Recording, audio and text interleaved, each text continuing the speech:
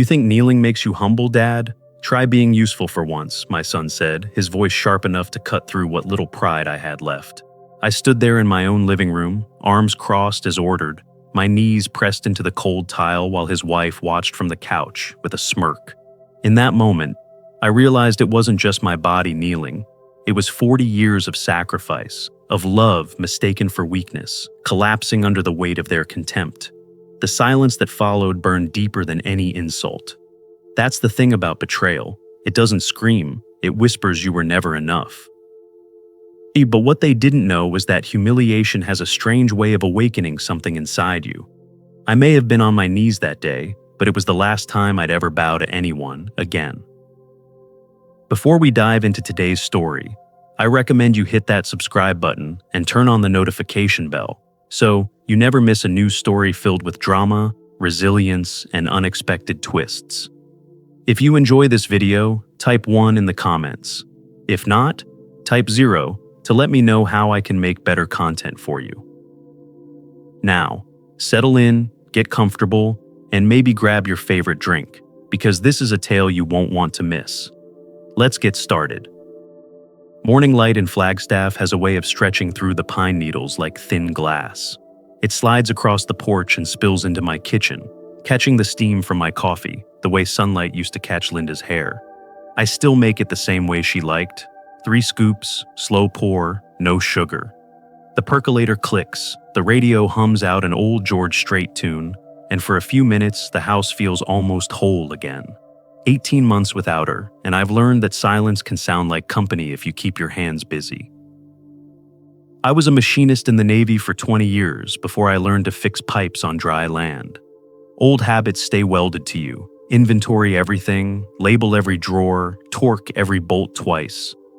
My shop behind the house looks more like an armory than a plumbing business, but order makes me feel steady. I've never owed anyone $1 I couldn't pay. That's the only inheritance I meant to leave Jason. Discipline, not debt. Jason had other ideas. My son is 35, tall, confident, with the kind of charm people buy into without checking the math. 2 years ago, he started a company called Sierra Crest Developments, building custom homes for people who liked the word bespoke. He called me the day he needed capital, said it would only take a bridge loan to launch the business. I lent him $750,000, structured through a convertible note Ava, my lawyer, drew up. It wasn't charity, it was faith written in ink. His wife Madison was the opposite of quiet faith. She ran a boutique called Mesa Bloom, sold imported candles and linen jumpsuits, and filmed every brunch like it was breaking news. Madison called me Hal instead of Dad, said it sounded more brand appropriate. When she borrowed Linda's scarf for her display window, called it Heritage Americana, I said nothing. Picking battles gets harder with age. I save my fight for what mattered. Flagstaff is small enough that rumors drive faster than cars. Lately, the subcontractors I know from my Navy days started dropping hints. Payments late, permits tangled. Yet every time I asked Jason, he smiled that sun smile and said, "Dad, relax." The numbers looked different in construction. I pretended to believe him. That morning, the radio crackled between stations as the wind rose. The static sounded like warning. I turned it down and stared at the envelope pinned to the fridge, Madison's invitation to her rooftop birthday dinner. Desert formal, it said, which I suppose meant overdressed and underfed. I almost threw it away. The thought of small talk under string lights with her friends made my stomach knot. But family is family, and Jason had written the invite himself in his rushed block letters. I sat by the kitchen window, watching the sun strike the ridge of the San Francisco peaks, and thought of Linda. She'd tell me to go, wear a pressed shirt, smile even if it hurt. She always believed civility was armor. I went to the hallway closet and took down her scarf, the blue one with the faint scent of lavender still clinging to it. I smoothed the wrinkles with my thumb, thinking maybe it would carry some of her calm through the night. In the garage, the convertible note lay inside a red folder, the way soldiers keep medals they don't talk about. I checked it once more out of habit. My signature, Jason's, a clause Ava insisted on, something about moral conduct toward the lender. I'd laughed when she explained it. "You think my own son will mistreat me?" I'd asked. She just smiled and said, "You'd be surprised what money changes." The afternoon burned orange. I changed into a gray sport coat, brushed the sawdust off my boots, and stepped outside. The air smelled of resin and summer thunder far away. On the porch, I hesitated, listening to the house breathe in its stillness. Linda's scarf hung from my hand like a flag folded for ceremony. As I locked the door, I caught myself thinking how strong the foundation still felt beneath my feet. I had poured it with my own hands 40 years ago. "Some things," I whispered, "can't be shaken." I believed that then. I believed it when I drove toward the rooftop restaurant with the scarf beside me on the seat. What I didn't know was that belief, like concrete, can crack from inside long before you hear it give. If you've ever trusted someone so deeply, only to be blindsided by their betrayal, you'll want to stay with me, because what happens next will make your heart ache and your mind race. The Peaks Terrace looked like something out of one of Madison's magazine shoots. Copper lights hanging in perfect symmetry, tables dressed in sand-colored linens, and every guest polished to a mirror shine. I stood near the entrance, gripping Linda's scarf like a man holding a flag no one saluted anymore. A hostess smiled too brightly and led me through the crowd. The smell of seared steak and truffle oil mixed with perfume and laughter that didn't reach the eyes. Jason waved from across the deck, his arm slung around Madison's waist. She looked radiant in that careful way influencers do. Every hair calculated, every gesture camera-ready. "Hal," she called, voice sweet enough to rot a tooth. "Over here, our guest of honor." Guest of honor. The words landed like a joke. Jason's investors sat at the far table, young men in blazers who nodded at me as if shaking hands with a retired relic. I took my seat beside Madison's mother, who introduced herself for the third time.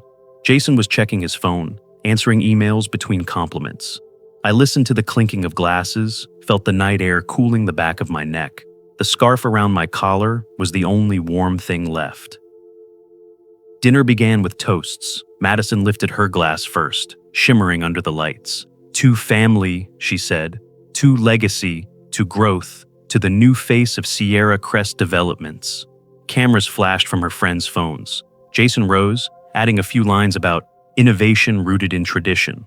No one looked at me, the man who had actually poured the foundation beneath his dreams. Then came Madison's favorite part, her speech. She stood, posture perfect, voice carrying over the music. "Tonight," she said, "isn't just my birthday. It's about unity. It's about bridging generations." She placed a manicured hand on Jason's shoulder, then turned to me. "And honoring the people who came before us. Hal, you've been our rock, our symbol of discipline. We all know your old-fashioned values." The guests clapped politely. Jason smiled like it hurt. I nodded, unsure where this was heading. Madison's eyes glinted with that mischievous cruelty I'd seen in a cat about to drop a mouse. "Let's show everyone that famous Navy humility," she said, voice playful. "Hal, would you do us the honor? Cross your arms like you used to do in uniform. Show us that stoic pride." I hesitated. People were watching, phones half raised. Jason leaned closer, whispering, "Dad, just go with it." "She's trying to lighten the mood," Madison laughed. "Oh, come on, don't be shy. Kneel, just for fun. Show everyone how the men of old respected their ladies." Laughter rippled across the table. My face burned, though the night air was cold. I felt Jason's hand on my shoulder again, a nervous pat. "Just humor her," he said softly. "Please." Something inside me broke in that moment. Not loudly, not visibly, just a hairline crack across whatever faith I had left in them. I stood, then sank slowly to one knee. My left knee ached from the storm years, the one that tore a tendon when a hatch slammed shut. Madison's voice lifted over the crowd. "Now cross your arms." "Perfect. Say you forgive me for teasing you about being stubborn." Phones clicked, flashes exploded. I did as told, not because I forgave her, but because my dignity was the only weapon left. And sometimes the only way to survive is to let the enemy think you've surrendered. When I straightened, I saw Linda's scarf had slipped from my neck onto the floor. Madison's friend bent down, picked it up, and draped it over her chair like a napkin. I reached for it quietly, folded it into my pocket, and finished my meal in silence. Madison clapped her hands. "Look at us." Healed and united, the crowd cheered, half drunk, half uncomfortable. Jason stared at his plate, pretending to laugh. I drained my glass of water and stared past the lights toward the dark line of the mountains. The wind off the peaks felt like mercy. When dessert came, I was already gone. I slipped out through the service elevator, past trays of uneaten cake. No one followed. The night smelled of rain and ozone, and the neon from the restaurant painted the street in pale gold. I walked the 6 blocks home, each step steady, measured, like the march of someone leaving a battlefield. At home, I hung my jacket, set the scarf on the table, and poured coffee instead of whiskey. The clock ticked past midnight. In the silence, I opened my safe and took out the red folder. The document inside was clean, uncreased, bearing my son's signature. I traced the line of ink with my finger, the clause Ava had insisted on: moral conduct. I whispered to the empty room, "We settle debts in order."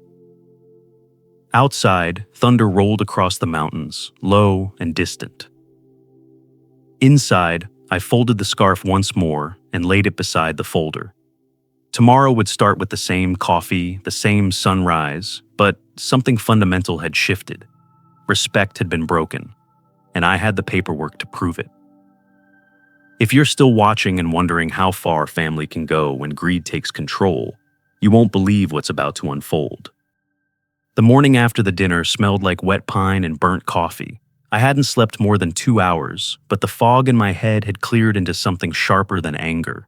It was focus, the kind I used to feel before a mission at sea. Everything reduced to steps, tools, and time. I poured another cup of coffee and laid the red folder flat on the kitchen table, the same folder Jason and I signed over breakfast 2 years ago. He'd been nervous then, afraid to start a business on borrowed faith. I'd told him, "Don't mistake trust for weakness." I didn't know I was warning myself. I turned each page slowly, reading every line Ava had written. Convertible note agreement between Harold Bennett and Sierra Crest Developments. It looked sterile, clinical, until you remembered that every clause carried the weight of blood. My eyes caught the one Ava had insisted on including: moral conduct provision. Any act of humiliation, coercion, or exploitation directed toward the lender shall constitute breach of good faith. I'd signed it without much thought. Now it glowed like a buried fuse waiting to burn. I called Ava at 8:03. She answered before the second ring. "Mr. Bennett, I figured I'd hear from you today." Her office smelled of cedar polish and paper ink, same as always. I told her everything from start to finish. How Madison turned a dinner into a spectacle, how Jason stood beside her, how the laughter felt colder than the mountain air. Ava didn't interrupt. She just took notes, nodding now and then.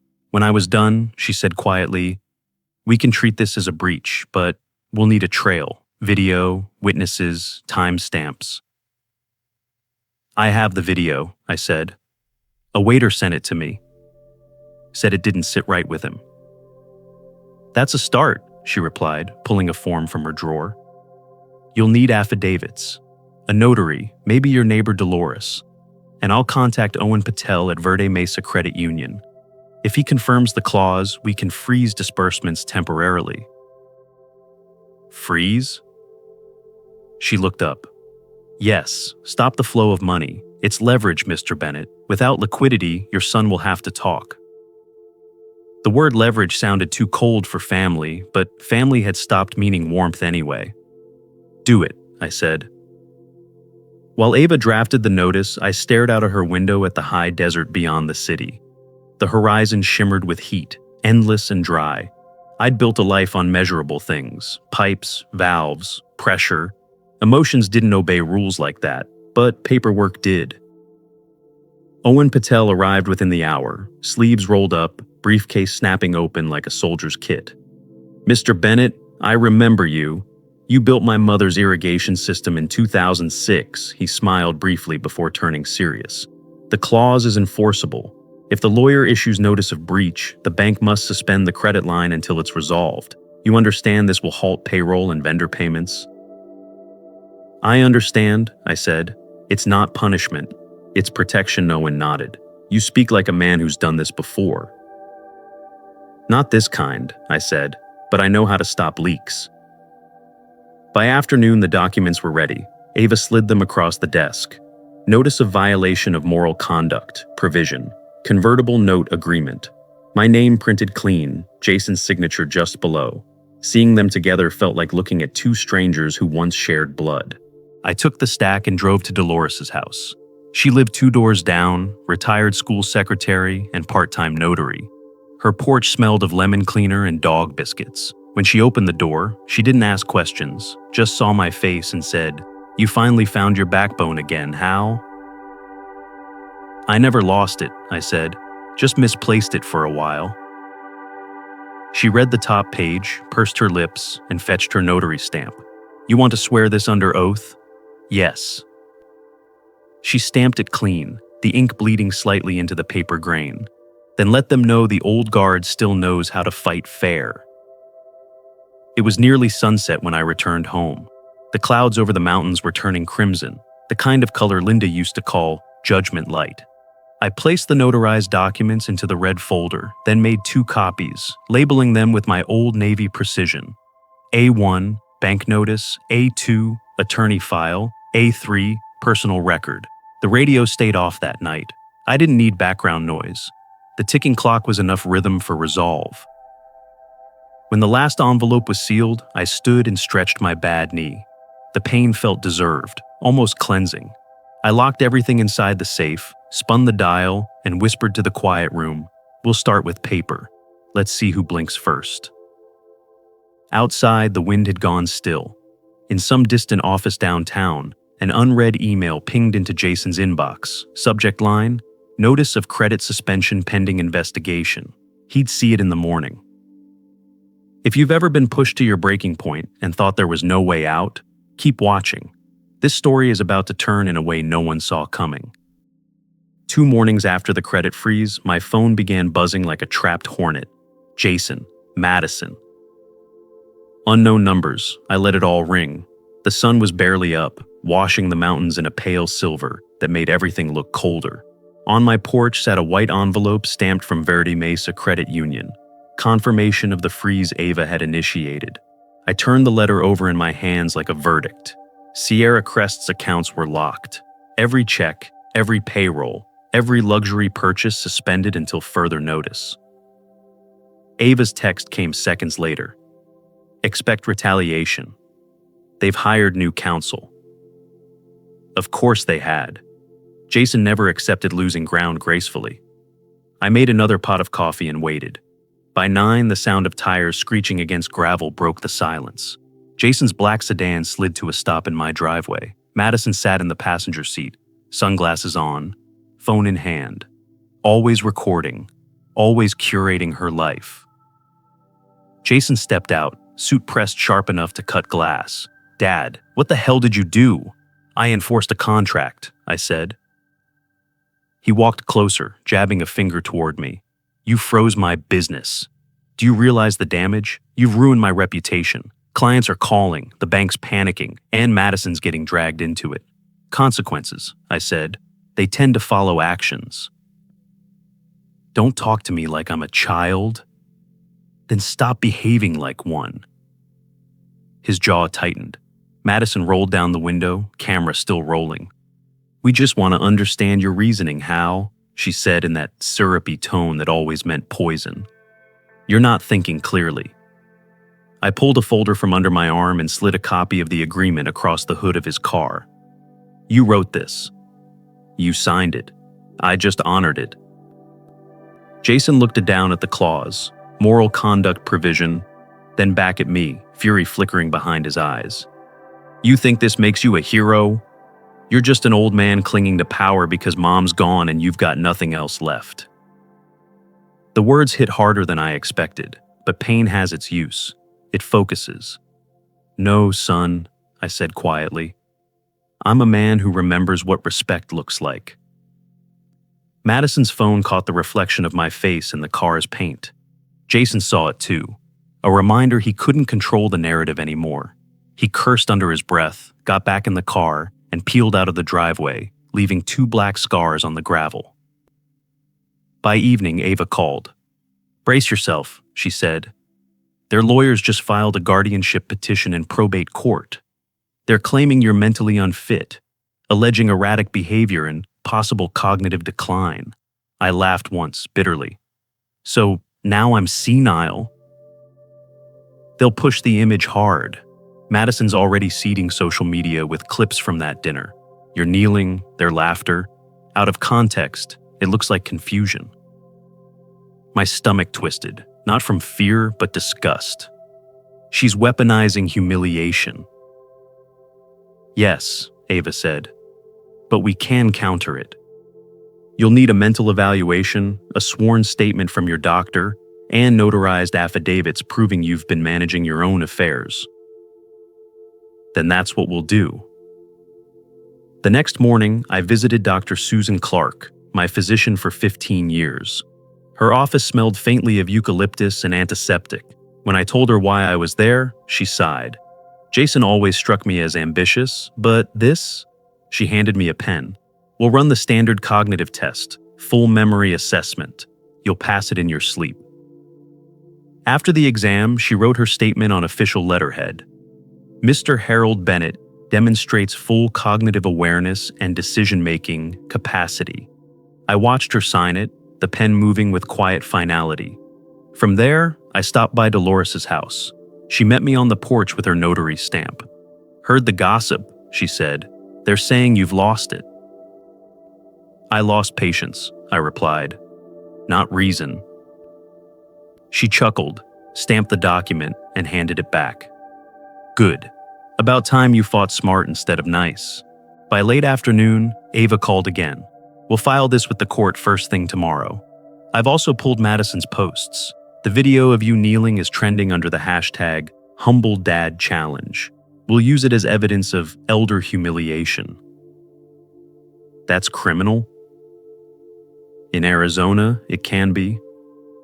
I sat at my kitchen table, surrounded by copies of affidavits, witness lists, and the red folder that had started it all. The clock ticked steadily behind me. "They think they're fighting a man," I murmured. "They're fighting time itself." When night came, I stepped outside. The air smelled of rain and iron.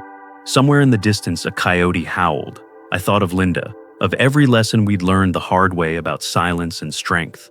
My phone buzzed again. Another call from Jason. I didn't answer. Instead, I whispered to the wind, "You don't cage what still has fight left." Downtown, in an office filled with glass and panic, Jason's lawyer typed an email to Madison. "The hearing date is set. If we prove incompetence, we control everything." If you're still watching and feeling that mix of anger and disbelief, don't move, because the truth hiding behind this calm is about to explode. The courthouse smelled faintly of dust and disinfectant, like a place that tried to scrub away the truth. I arrived early, wearing the same gray suit I'd worn to Linda's funeral. Ironed, pressed, armor. Ava walked beside me, calm and unreadable, carrying the red folder that had become both shield and sword. The bailiff led us through echoing hallways to a courtroom where the air felt too still, the way it does before a summer storm. Jason and Madison were already there.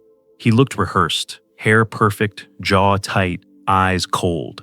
Madison, in a cream blazer, held her phone under the table, her thumb moving as if texting, or more likely recording.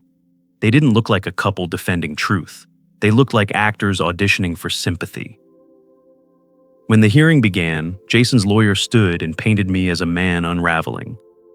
A grieving widower consumed by paranoia, unfit to manage his affairs. Our clients only seek to protect Mr. Bennett from himself. Madison dabbed fake tears. Jason put an arm around her. I said nothing, just stared straight ahead. Ava leaned over and whispered, "Stay calm." Let them talk themselves into a corner, I did. The attorney continued, describing how I'd maliciously sabotaged Sierra Crest, how my obsessive need for control stemmed from deteriorating cognitive function. The words rolled over me like surf over stone. I'd heard worse lies at sea, in the middle of storms where panic made men invent their own truths. When it was Ava's turn, she didn't raise her voice. She simply stood, adjusted her glasses, and said, "Your Honor, I'd like to call an unscheduled witness, Dr. Susan Clark." The courtroom rustled. Jason's lawyer objected, but the judge waved him off. Dr. Clark stepped forward, her white coat crisp against the dull wood paneling. "Mr. Bennett is of sound mind and exceptional cognitive health," she testified. "He passed every assessment with ease. His reasoning and decision-making capacity are intact." Madison's eyes widened. Jason fidgeted. Then Ava said, "We'd also like to submit additional evidence, a video provided by a third party." The screen on the wall flickered to life. The footage from the Peaks Terrace played in full color. Madison smiling, clinking glasses, then saying, "Cross your arms, Hal. Kneel. Show us your humility." Laughter followed. The room went silent except for the tinny audio of my voice saying, "There, happy now." Madison jumped up, face red. "That was a joke," she shouted. The judge's gavel cracked like thunder. "Sit down, Mrs. Hayes." When the video ended, the tension was a living thing. Ava handed the judge another folder, emails from Jason requesting early access to company funds, records of forged transfers from Madison's Shell LLC. "Your Honor," Ava said evenly, "these are not the actions of a son protecting his father. They're the actions of individuals exploiting him." Jason stood. "He's manipulating you. He's been manipulating everyone since I was a kid." His voice broke. "He never trusted me." Ava's tone didn't change. "Then why did you sign this note promising repayment with honor?" She displayed the clause on a projector, Jason's signature glowing across the courtroom wall. Jason slammed his palm against the table. "You ruined my life." I looked at him, steady. "No, son. You traded it for applause." The words hung there, echoing off the walls. Somewhere, a reporter's pen scratched across paper. I saw Madison's composure crumble, her mascara bleeding into the tissue she clutched. For once, Jason had nothing left to say. The judge called for a short recess. When she returned, she spoke with deliberate precision. "The court finds Mr. Harold Bennett mentally competent to manage his financial and personal affairs. The guardianship petition is denied." Jason's shoulders sagged. Madison whispered something sharp in his ear, but he didn't answer. Ava gathered our documents with surgical efficiency.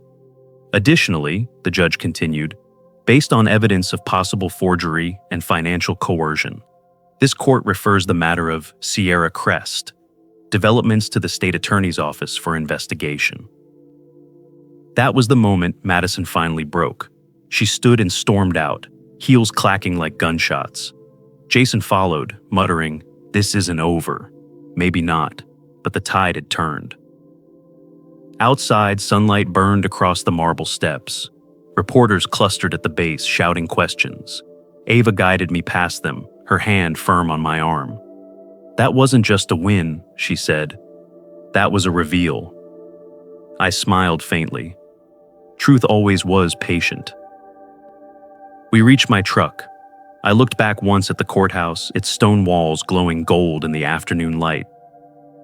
"Respect can't be inherited," I said quietly. "It has to be earned, sometimes the hard way." When I got home, the mailbox held a thick envelope from the state attorney. Inside was a letterhead stamped, "Notice of Pending Fraud Investigation." My hands didn't shake as I unfolded it. The wind outside had changed direction again, carrying the scent of rain from the mountains. I looked at Linda's photo on the mantel and said, "We're halfway there, sweetheart." 2 weeks after the courtroom verdict, the house finally fell quiet again. The headlines had faded from the front page, but the echo of that day followed me everywhere. I spent my mornings fixing small things, the loose cabinet hinge, the broken fence gate, the drip in the kitchen sink. Routine had always been my best armor. Between chores, I reread Ava's updates about the state investigation into Sierra Crest. Each report tightened the noose around Jason's empire. Ava called one evening while I was patching a leak under the porch. "Hal," she said, The state attorney's office officially launched a criminal probe: fraud, forgery, and financial coercion. They'll dig into every record, including your loan documents. Let them, I said, sliding the wrench into my toolbox. My conscience doesn't creak. She paused, her tone softening. I know, but this will hurt Jason. Once they trace those fake accounts, he's looking at serious time. I looked out across the yard. The sunset had turned the mountains crimson. Sometimes pain's the only teacher that listens, I said, and hung up. That night, I sat in the kitchen with Linda's photograph, the red folder open before me. The paperwork was clean, almost beautiful in its precision, proof that truth didn't need emotion to endure. I thought that was the end of it until, 2 mornings later, a soft knock sounded at the door. Madison stood on the porch. Her makeup was gone, her hair pulled back messily, and her eyes were swollen from crying. She didn't look like the woman who'd once ordered me to kneel. She looked like someone whose kingdom had burned down overnight. Please, she whispered, can we talk? I let her in because that's what Linda would have done. Madison sat at the table, twisting her hands. Jason's accounts are frozen. They seized the house yesterday. The company's under investigation. We don't have anything left. That's what happens when you build with lies, I said. Her voice cracked. You're his father. You can't let him go to prison. He made mistakes, but he's scared. These weren't just bad investments. He borrowed money from private lenders, dangerous people. The phrase dangerous people pulled the air from the room. You're saying organized money, I said quietly. She nodded. They'll go after anyone tied to him, including you. Please, Hal, you have to help. When she left, I sat alone for a long time, the ticking clock filling the silence. I didn't know whether to feel anger or pity, maybe both. Jason hadn't just gambled with his business, he'd gambled with his soul. I called Ava the next morning, and Madison told me about the lenders, I said. She wasn't lying, Ava replied. We found paper trails connecting one of their shell companies to known loan sharks in Phoenix. If Jason testifies, they'll cut a deal, but if he refuses, he's done. Testify, I repeated. The word felt heavy. Hal, Ava said gently, this is your call. We can push for full prosecution, let the system devour him, or we can petition for leniency in exchange for cooperation. You'll have to decide what justice looks like, justice or peace. I hung up without answering.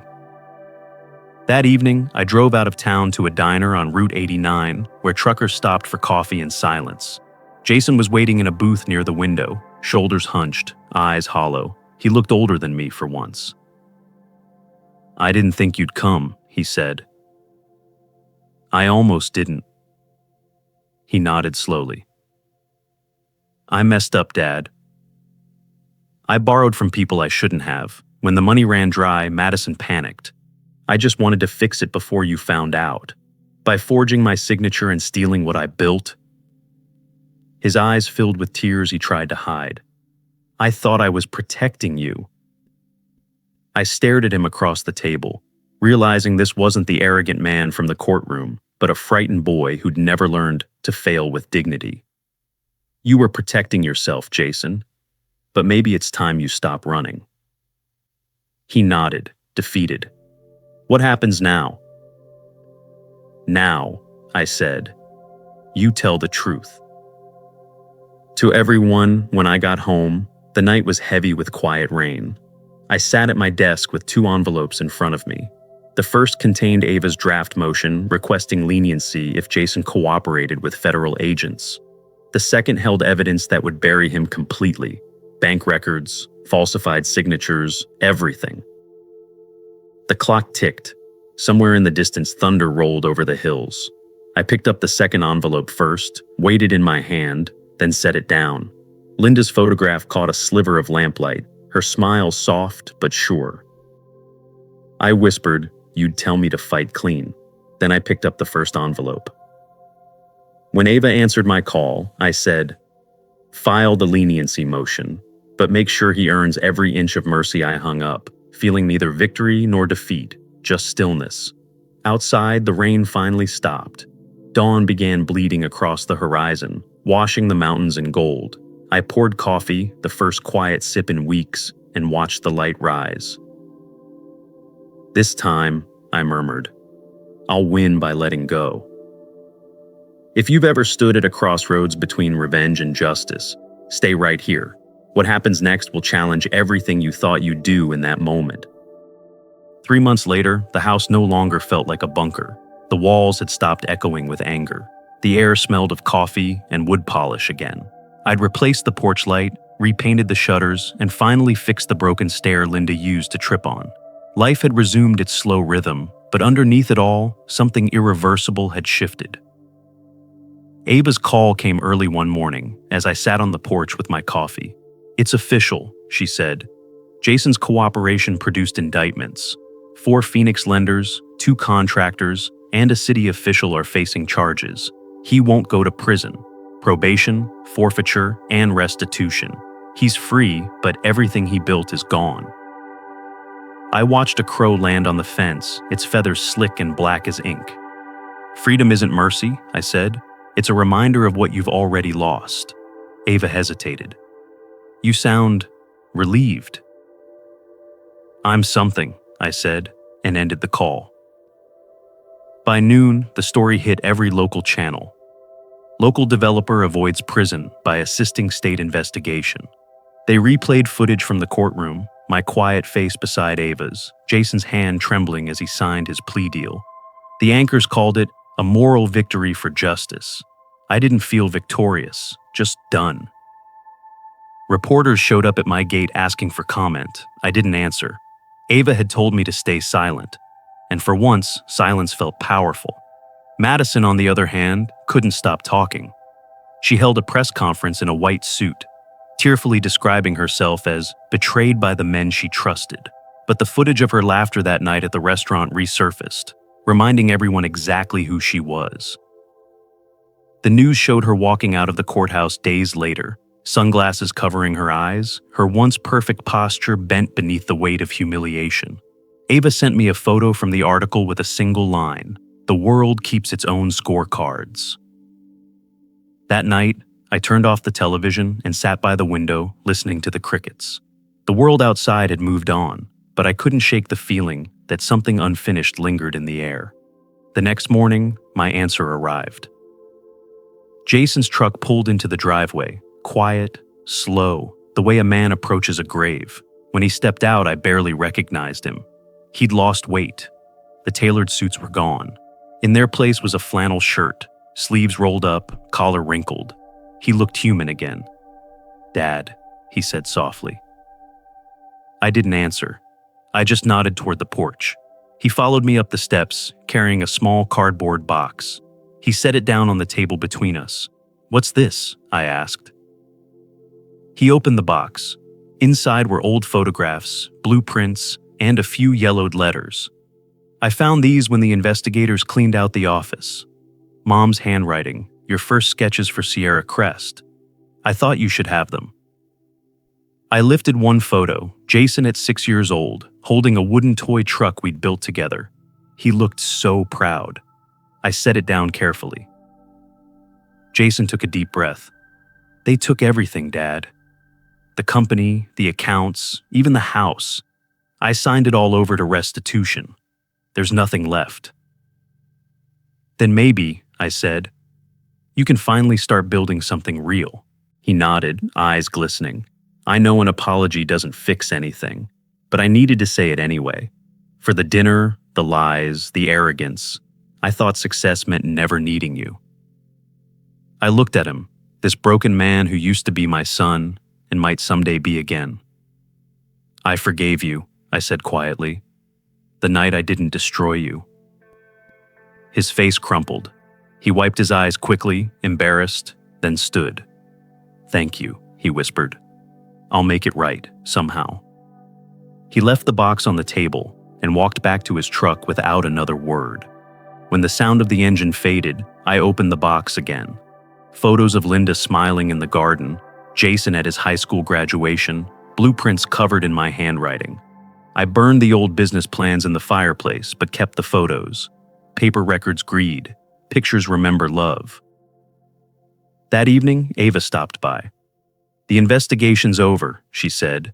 "You're officially cleared." The attorney's office even released a statement commending your integrity. She handed me an envelope. "Jason insisted you take this. Restitution payment. He said it's symbolic." I didn't open it. "He needs it more than I do," I said. Ava smiled faintly. "You might be the only man I've seen win without taking the prize." After she left, I stepped out onto the porch. The mountains glowed gold beneath the setting sun, the kind of light that forgives everything it touches. Somewhere out there, Jason was driving west with an empty wallet and, maybe for the first time, a clean conscience. I looked up at the stars and whispered, "The storm's past." Then I closed the door behind me and switched off the porch light. 6 months passed before I realized how quiet life had become. The headlines had vanished, the lawyers had stopped calling, and even Ava had begun to sound relaxed when she left voicemails. My mornings now began the same way: black coffee, the smell of sawdust, and the steady hum of hands working in the veterans' woodshop down on Oak Ridge Road. After everything that had happened, I needed to be among men who understood silence. The shop was part of a local outreach program, a place where old soldiers and young mechanics built benches and birdhouses instead of carrying ghosts. I spent hours there sanding rough wood, teaching the younger guys how to keep their hands steady, how to measure twice before cutting once. The sound of saws and laughter filled the air, and for the first time in years, I felt useful again. There was something healing in the rhythm of it. Cut, shape, smooth, finish. Every piece of wood carried scars, but with patience, the grain revealed beauty again. Maybe people were the same. Ava stopped by one Friday afternoon, holding 2 coffees and a thick folder. She wore her usual calm, professional smile, but her eyes looked softer. "You've been hard to catch, Hal." I thought retirement meant rest. "Retirement means I get to choose my noise," I said, taking the coffee. "This is better than courtrooms." She laughed. "You might change your mind after this." She opened the folder and slid a document across the workbench. The state approved a new grant for veterans programs. They're calling it the Bennett Initiative. You inspired it. Your case, your resilience. They want you to be the community liaison. I looked at the header, my name in bold letters. "I didn't do any of this for recognition." "I know," she said. "That's why it matters." We stood there a while, watching sunlight spill through the shop windows. Sawdust floated like gold dust in the air. "Redemption isn't a story, Ava," I said finally. "It's a practice." She nodded. "Then keep practicing, old man." After she left, I drove home along the mountain road. The air smelled of pine and distant rain. The garden Linda planted had come back to life, roses climbing the fence, the lavender she loved bending in the wind. I sat on her bench, listening to the leaves rustle, feeling something close to peace. The next morning, a letter arrived, Oregon postmark, Jason's handwriting. I stared at it for a long time before opening it. "Dad," it began. "I'm working construction again. Nothing fancy, just honest labor. The crew doesn't know who I used to be, and that's a relief. I'm living small, but I'm alive. I think about Mom every day, about you too. You didn't rescue me. You just let me see what it means to fall and get up again. I'm sorry it took me this long to grow up. Thank you for not giving up completely." The letter ended without a signature, just a shaky dash. I folded it carefully and placed it inside Linda's old Bible beside her wedding ring. For the first time since she died, I whispered out loud, "He's finding his way back, sweetheart." That night, I couldn't sleep. I went to the garage and began working on a small box from leftover cedar. The smell of the wood was sharp and familiar. When it was done, I lined the inside with felt and placed 3 things inside: a copy of the first contract that had started all this, a photograph of Jason as a boy holding that wooden truck, and a note I wrote in my own hand.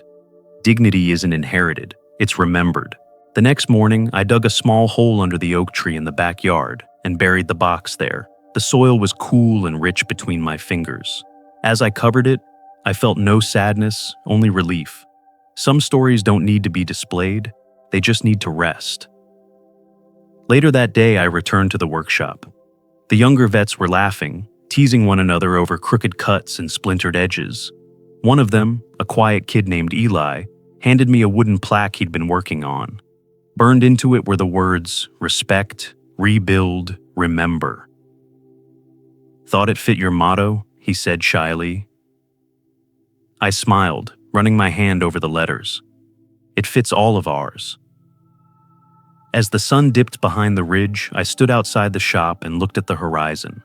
The sky burned orange, the same color as the cedar box beneath the oak. Somewhere out there, Jason was rebuilding too, one beam at a time.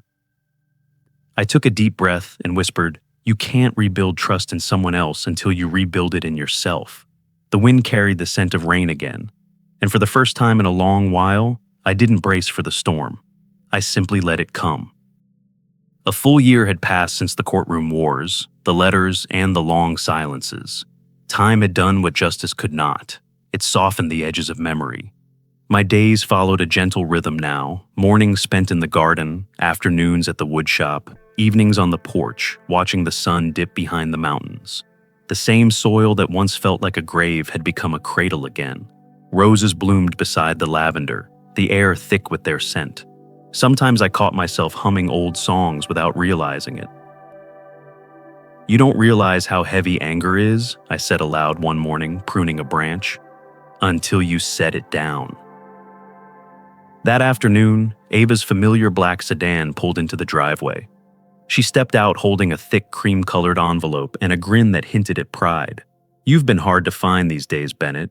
I've been busy talking to trees," I said, wiping my hands on a rag. "Well," she replied, handing me the envelope, "the trees might have competition. You're invited to the dedication of the Bennett Initiative Center. Tomorrow, Community Hall, 9 a.m. Be there." I turned the envelope over in my hand. "Didn't we agree I'm better in the background?" "Not this time." Her eyes softened. "People need to see what quiet courage looks like." The next morning, the hall buzzed with noise and light. Veterans in uniform, families, and city officials filled every seat. The walls were decorated with photographs of men and women rebuilding, houses, benches, lives. At the front, a banner read, "The Bennett Initiative, Rebuilding with Dignity." Ava gave the opening speech, clear and steady. "Some heroes fight wars overseas. Others fight them in silence, at their kitchen tables, facing the wreckage of betrayal and still choosing integrity." I stood in the back, hoping to blend into the crowd, but when she said my name, all heads turned. Applause rose like a wave, catching me off guard. I stepped forward, uncomfortable but strangely calm. A young volunteer unveiled a bronze plaque on the wall, in honor of Harold Bennett, whose resilience taught others to rebuild with grace. The words glimmered under the lights. When the applause faded, I noticed a figure standing near the back, broad-shouldered, head slightly bowed. Jason. He looked older, leaner, the arrogance stripped away. After the ceremony, he approached quietly, carrying a wooden frame wrapped in paper. "I built this," he said. I unwrapped it.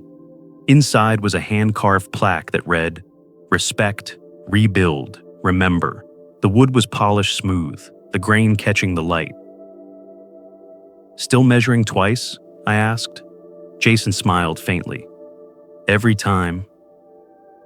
We stepped outside together, the spring air clean and cool. He shoved his hands into his jacket pockets, glancing at the crowd dispersing behind us. "I didn't know if I should come," he said, "but I wanted you to have that. The words are from the veterans shop you started. They stuck with me." I nodded. They stuck with me too.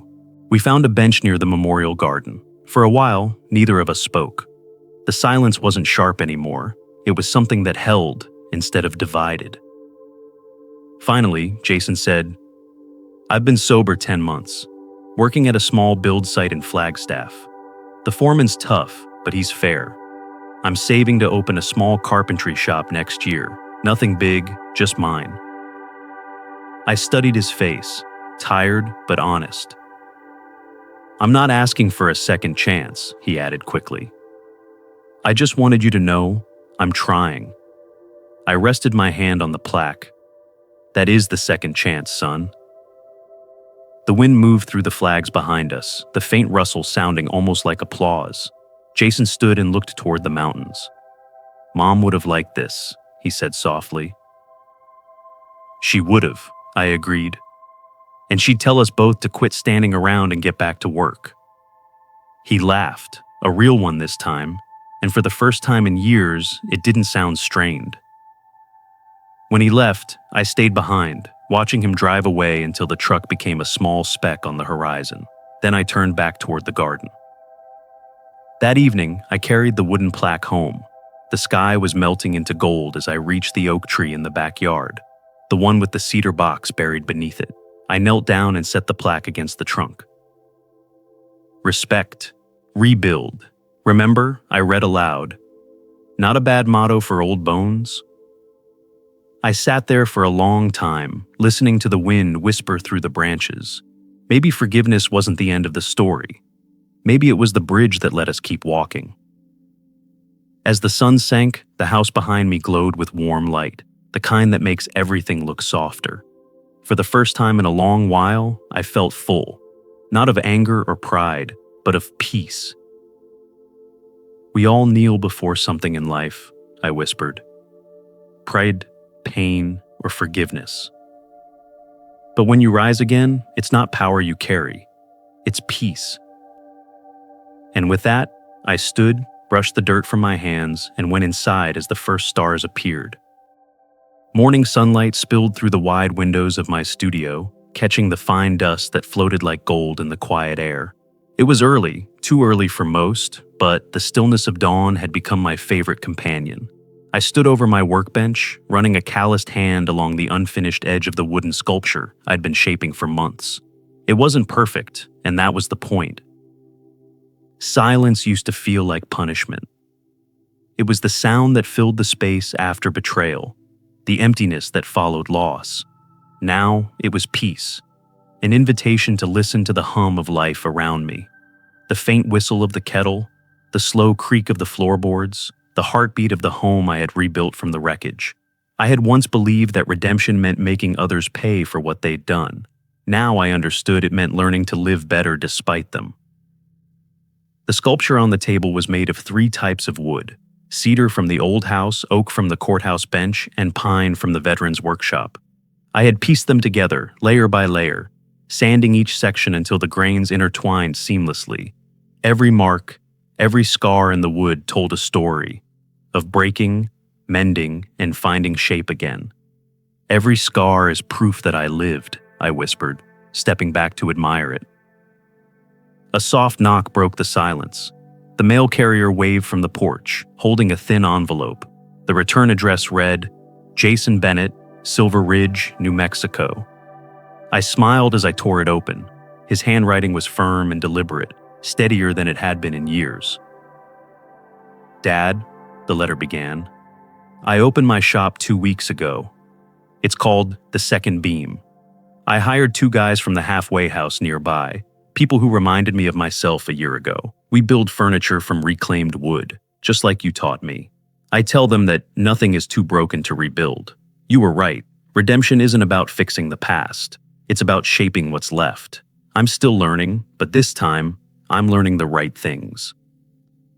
I folded the letter carefully and set it beside the sculpture. For the first time in a long while, my chest didn't feel heavy. Jason's words didn't erase the pain of what he'd done, but they proved that the man I'd raised was still somewhere inside him, just waiting to grow again. Later that day, I attended a gathering at the community hall, an event for elder advocacy programs that had grown out of the Bennett Initiative. I wasn't comfortable with speeches, but Ava insisted. You've earned the right to speak, she told me. Now use it. When I took the stage, I didn't read from notes. I just spoke from the heart. A year ago, I began, I thought my life was over. I lost my home, my family, my sense of worth. But what I didn't realize was that losing everything gave me room to rebuild. Not the house, myself. The crowd leaned in, quiet and intent. Three words carried me through, I continued. Respect, rebuild, remember. Respect yourself even when others forget who you are. Rebuild, not out of anger, but out of purpose. And remember, not the pain, but the strength it gave you. I looked at the faces in front of me, men and women who had lived through their own storms, and felt a connection stronger than pride. When I finished, there wasn't thunderous applause, just a standing silence, filled with shared understanding. It was better than any ovation. That evening, I returned home as twilight settled across the valley. The air smelled of pine and distant rain. In my studio, I framed Jason's letter and hung it above the finished sculpture. The words on the page and the grains in the wood belonged together. A father's journey and a son's redemption, carved from the same roots. Outside, the oak tree stood tall, its leaves rustling softly. At its base, the small bronze plaque caught the last light of day. Respect, rebuild, remember. I touched the cool metal, feeling the pulse of memory beneath my fingertips. I thought about everything that had happened. The humiliation, the anger, the courtroom, the forgiveness that came slower than justice. And I realized something simple but profound. The best revenge isn't making others suffer. It's proving, quietly and completely, that they never broke you. As the sun disappeared behind the hills, I whispered to the wind, "We all kneel before something in life. Pride, pain, forgiveness. But when you rise again, it's not power you carry, it's peace." I turned off the lights in the studio, leaving only the sculpture illuminated by the moonlight through the window. Its shadows stretched long across the floor, like the story of a man who fell, rebuilt, and chose grace instead of bitterness. And for the first time, I didn't feel like the victim of anyone's choices. I felt like the author of my own. These turning points remind us that setting boundaries and valuing ourselves is not just an act of courage. It's the foundation of living with dignity. Now, I'd love to hear from you. What's one lesson from this story that you feel connected to, and how will you apply it in your own life? Let's grow together by sharing our thoughts. If this story resonated with you, drop a 1 in the comments. If not, feel free to leave a 0. Your feedback helps us improve. And don't forget to like, share, and subscribe for more stories that touch the heart and spark reflection. Thank you for watching. And here's to living life with strength, honesty, and authenticity.